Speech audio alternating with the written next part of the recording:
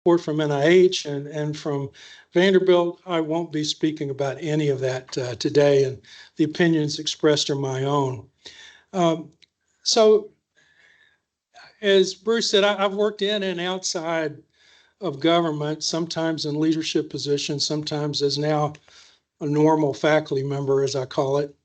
But it's always been interesting to me that when we talk about global health research or global health education capacity building, it's really pretty interesting that there are really different perspectives on this, often unspoken, if you're in academic medicine versus if you're on the funding side and justification side in government. So I just call, where most of us are coming from now, in the traditional academic area. I got into this because I felt deep in my heart that there was a moral imperative to do what we do. I mean, once I saw what all of us have seen working in low income, poor communities, something just grabbed me and I could not look away. We have to do this, the moral imperative. And those of us that think of social justice sometimes as the moral foundation for what we do in global health, this is very personal. And it gets into our research, our capacity, and our training that we do. And we've even, some of us, and I'll just speak for myself, been somewhat resistant to answering the question, how does what I do in other countries improve the health of U.S. citizens? Because my real role is to help the people in that local community, whether in the United States or elsewhere. But that reverse innovation really has not been something we've often led with. On the other hand, when we look at the way the government thinks about it, they're very different. Very often, it goes back traditionally to this concept of soft power or winning hearts and minds that sort of went through Democratic and Republican transition, Republican administrations until now, and that the reverse innovation was often a justification for funding. And we're comfortable with talking about development, which is really part of soft power that USAID was called to lead initially during the Cold War, and that CDC and NIH have played a role. And we sort of were part of that soft power movement on behalf of the United States, emphasizing what many of us have seen with those USAID signs in other countries from the people of the United States. It's supposed to make everybody feel warm inside and love us, as Americans. So these are the two perspectives. That's really not where we're coming from anymore. I don't have to tell you that, and I usually don't like to talk about personal experiences, but for this talk I am, and I'm actually going back 25 years, so a quarter of a century ago, almost to the day. I'm the guy third from your left, a much younger version of me, more hair, similar sport coat, and my old friend, who I get credit for keeping notes on some of this and taking pictures, David Clifford, is second from the right. But we were going to Ethiopia, consultants for the WHO. At the time, I was full-time at WashU and part-time intramural at CDC, a model that they had back then. And I knew a lot of these folks in Africa from my days when I was in the Epidemic Intelligence Service, and they knew, although I wasn't representing CDC, of this group of people who were largely from the US and Europe who were advising on some issues at this meeting of the African Ministries of Health. They knew that I was CDC. And there was an unofficial focus, which is often the case at meetings. The real work takes place on the sidelines. And that the unofficial focus that I would soon learn after this picture was taken is security. And here's a couple of photos of the moment by David Clifford. I'm seen in the middle of that top photo at the time. And I got pulled into a side room by Ministry of Health leaders from Ethiopia and many African countries to tell me some things that I did not know at the time. I didn't want to hear. And I was told that this was a message that I needed to deliver. In spite of my junior status at the time, I needed to deliver to the CDC, and that the CDC needed to run this up the chain. And that was this. They weren't asking for help from CDC, NIH, or Fogarty to do like an epidemic investigation or to fund development of a lab. They wanted us to understand that the HIV problem in Africa was one of security, that HIV was causing problems with the way leaders were making decisions. It was causing instability in their governments, and that HIV was a risk to African security and to global security. And if they didn't address HIV by an all-of-government response, that there would be much bigger problems to solve down the road. And they gave us specifics of which African leaders were infected and so forth. And I, of course, thought I was the only one getting this information. Of course, I wasn't. At this point, George Bush White House was getting this from Department of Commerce, Department of State, CDC, NIH, multiple CDC folks in Africa were all getting this message at the same time in preparation for a meeting that would then happen a couple of weeks later, in which this declaration, which I won't read to you, was developed. All of this scripted, all of this developed to get the all of government, health security, global security framework delivered effectively to the United States. Why is this going to the United States?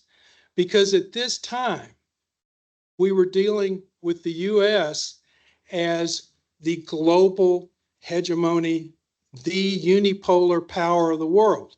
And if you wanted to do something, you wanted to do it fast, you didn't go to the UN, you didn't go to the WHO. You went to the United States. And that's what we did. That's what they did. And that's the way this was acted upon. And so by a month later, by May of 2001, what I found out later when I was in leadership at CDC a few years after this, is that George Bush had heard from everybody from the CDC, the CIA, defense, agriculture, even, that HIV was a health security risk, global security risk in Africa. And so that George Bush was basically delivering the same message as many of us have received at that meeting just the month before. And what he did was immediately turn this over, not to NIH, not to CDC, but to his national security advisor at the time, Condoleezza Rice. She was the lead of PEPFAR, all right? And this was from the beginning, and it's in the initiation of it, this was a security issue. This is how they justified it. And of course, then the State Department ended up taking the lead. This was continued and even expanded in the Obama administration. And some of you may know Samantha Power, who became then the head of USAID in the Biden administration. And she was really pushing smart power, soft power approach to PEPFAR. And this was how these massive expenditures were justified. It was not the moral imperative, all right? And in fact, I had the opportunity a few years ago, George Bush came to visit Vanderbilt, and I got the question to him, who really convinced you to do PEPFAR? Because people in NIH think that they convinced you. People at CDC think they convinced you. Your own daughters have been on television saying they convinced you. And this was his answer. Now, the way he said it was the real answer is that top paragraph. Then he realizes he's talking to a bunch of physicians at Vanderbilt. And then he threw in the moral imperative is the second paragraph. But there's no doubt this would have never happened without the security framework. So just in terms of where have we been, and I think where we're going, just to remind everybody, this started, this path that in retrospect we're on started right after World War II, when there was a bipolar world, the US and Russia, but it was still really US hegemony in terms of overall power. All right. And it was in this context of the Cold War that Congress, built out the CDC. UN launches the WHO in 1948. The National Institutes of Health became the institutes plural from a small institute singular in 1948. NINDS established in 1950. USAID was clearly Cold War justified in 1961. Fogarty in 1968 wasn't even an act of Congress. It was an executive order by a Democrat. And we wonder why many people on the Republican Party don't like it. This was an executive order. So this was how all these institutes got started. Then PEPFAR comes during this time of the unipolar moment, as the historians and political scientists are already referring to it. It's really from 1991, the fall of the Soviet Union, to some time relatively recently, or definitely in the 2000s. I'm calling it 2004 just for discussion, because I think some of these wars in the Middle East and the rise of China happening at the same time really launched this transition to a multipolar world order. And you can see some of the factors that are contributing to this. And it may be that this Trump era nationalism, is making this happen faster, but this ball was already starting to roll down the hill, I would suggest, before Trump was elected. And then one thing we all need to be aware of are the BRICS countries. I've listed them all, and you'll see among them China, Iran, Ethiopia, Brazil, India. This is developed now as an alternative to the West. Read alternative to the United States. They have their own new development bank as a competitor with the IMF. And they are also starting to get into the health space. This, if you're sitting as a leader today in the Ministry of Health in some of these African countries that pulled the young version of me aside to talk about HIV, those people are going to BRICS now. They're not just coming to us. So anyway, so if you look at where we stand now, we have I would suggest three types of order in the world. We have the security order. We're dominating it. There's no clear, the US is no clear challenger, but the economic order is really us and China with the EU behind. We're no longer alone out in front. And these multinational groups like BRICS are becoming more and more dominant. And there's no doubt that the global economic order is becoming, or is already, multipolar. Now, here are the BRICS countries, just to give you just to put that into your mind. It's growing, and they're becoming more and more powerful. They now represent more than half of the world GDP, and they are now being pushed to get into health. So will they have their own version of a World Health Organization, World Bank, funding organizations to fund low middle income countries for the purpose of soft power? I would suggest yes, and that's happening. And the third order, that's even more challenging perhaps, is what's been proposed by Ian Bremmer as a digital order, global digital order. And these aren't even governments. These are multinational corporations that are controlling and own the digital data in the world, and controlling the way that not only we fight wars, like in Ukraine, having access to Starlink, but also in the way in the future we're going to deal with global health, security, and informatics. So I think that, and this is my one slide I get, George had his, that I know you can't read. But I want to just point out, I think that the future where we're going is that if we want, as I know all of us do, major commitments not small little grants. We want major commitments and funding to move things forward in global brain health. If we want to do this, we have to think in the United States, we've got to go security. We have to think security. We have to talk about it. We have to show how, which should be easy given the talks we've heard today, that cognitive health and lack of it is a security issue. Brain health is a security issue. So we're going to have to frame it like that, but we can be successful if we do that. If we want, through our NGOs or partners in other countries, to obtain funding from China or the BRICS countries, the EU, this has got to be an economic message. We've got to show that sustainable growth and social stability, that the demographic divide in these countries is all going to be enhanced with improved brain health. And in fact, brain health is essential to meet those goals. And for the digital world order, I know less about this, but that we're going to have some sort of cognitive health in society in order to successfully navigate where we're going in the digital world and with AI.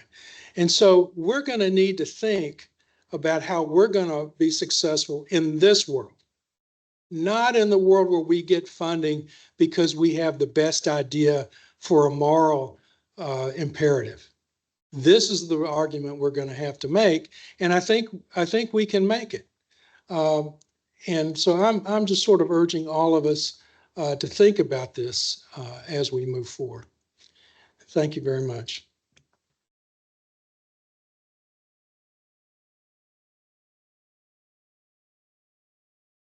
Thank you, Edwin, for that thought-provoking talk. Questions? Okay, okay. Dr. Lackland?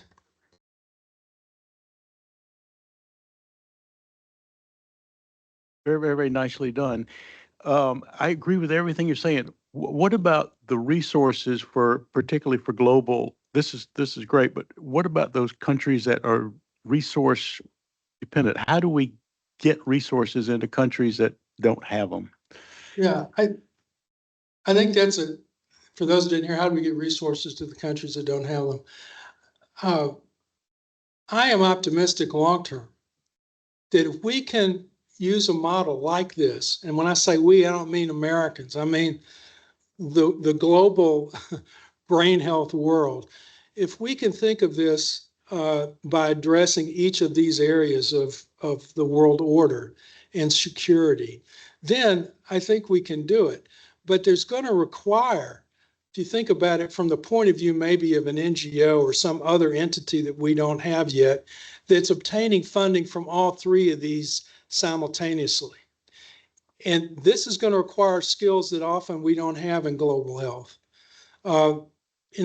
Multi-level diplomacy, multilateral negotiations, multilateral negotiating from multiple different areas on the same outcome. We're going to have to figure out how do you bring BRICS, the US, and the EU together to address cerebral malaria, broadly speaking, which I think is the same as addressing malaria, but it's a brain health priority. You know, it's how do we bring all these people together to address the cognitive issues that have been discussed, epilepsy, stroke prevention. I think this model works. I feel in my heart the moral obligation to do what we do. That ain't going to work. So I'm keeping that just for myself. Other questions? So Ed, let me ask you. So on one hand, the former model, where it was just the US, it was unipolar, seemed easier because it just had one entity to apply to or to plead to. This seems very attractive because you have multiple. But the issue is some of these entities are competing with each other. And so how does one navigate as a researcher? How does one navigate these different entities? Or a researcher who's also an advocate, how does one navigate these different entities? Number two is, what do you think in terms of curricula, whether it's clinical research curricula, global health curricula? How should we be teaching our students and trainees to think about this and leverage some of these new orders? Well, good questions.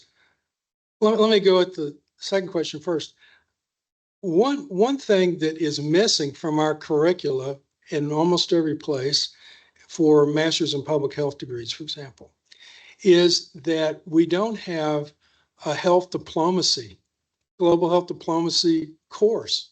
I introduced one once at a university, and then as soon as I left, it disappeared. So we're going to have to realize that we have to be effective diplomats in order to do what we want to do on a big scale. So I think that's one thing that can be done, is to introduce multilateral negotiations or negotiations of any type into curricula for people that do what we do. I think the other is that we need in the United States, for example, just take this week's example with our president in China. Somehow we have allowed the narrative that says it is dangerous for us, or I'll use me, for me to do research with my collaborators in China that I've worked with now for 15 to 20 years. It's dangerous for us to do work together because they may actually steal our data. And then I say, fine. I'm sharing it and they're sharing it. We don't in global health and global public health and neurology, we don't worry about the Chinese getting what we get. In fact, we benefit from sharing that data.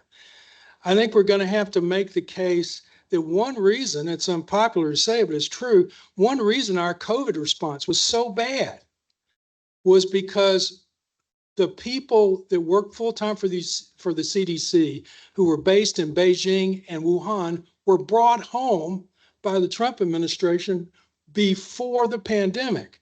So we didn't have the people we needed on the ground that would have been there through all these other things. We're going to have an understanding where we need to work with our enemies, because viruses don't care whether or not they spread from Iran or they spread from a country that is our ally militarily. So I think the first step is we're going to have to break down the barriers between what countries we collaborate with for health benefits.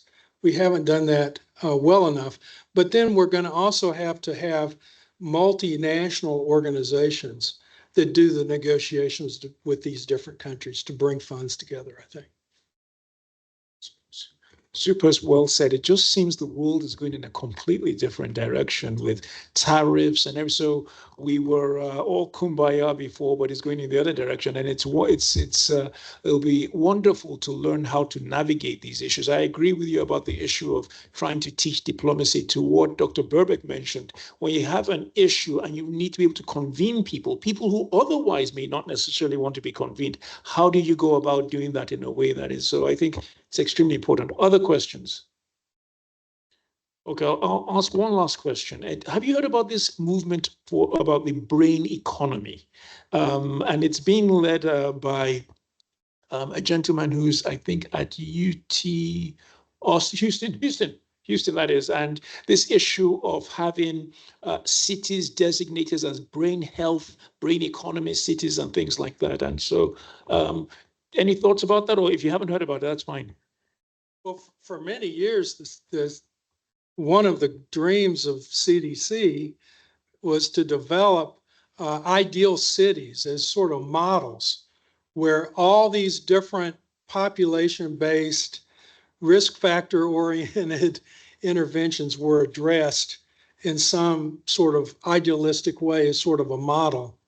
That's been around for a long time, but this sounds like this maybe is more focused on what we do. Yeah, no, it is. And it's, I think Houston, as somebody might have alluded to, is supposed to be, I think, the first city in the world that is either soon going to be declared or has been declared the first brain economy city. And so stay tuned. Will the barbecue get worse? Probably. All right. Any questions online, Rael? No. Okay. Just want to thank Professor Trevathan again for a fantastic and thought-provoking lecture. Thank you.